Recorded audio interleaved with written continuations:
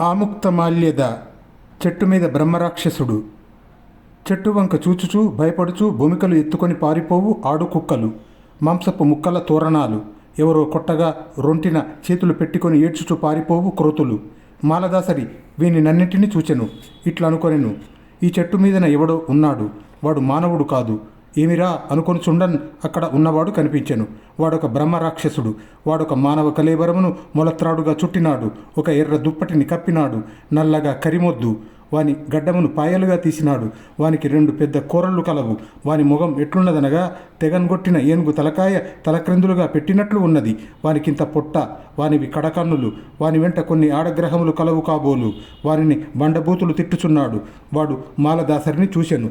చూసి, ఒరేయ్ కనిపించినావు, పారిపోకు అని చెట్టు మీద నుండి దుంకి వచ్చినాడు. మాలదాసరి ఏమి చేయును?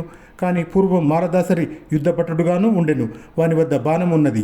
దానితో బ్రహ్మరాక్షసుణ్ణి కొట్టెను. వానికది లెక్కయ్యా. వాడు దానిని విరిచివేశెను. మాలదాసరి తక్కువవాడు కాడు. ఇద్దరును చాలాసేపు పెనగిరి. చివరకు బ్రహ్మరాక్షసుడు వారితో నెగ్గలేకపోయాను. తన రాక్షసులను పిలిచెను.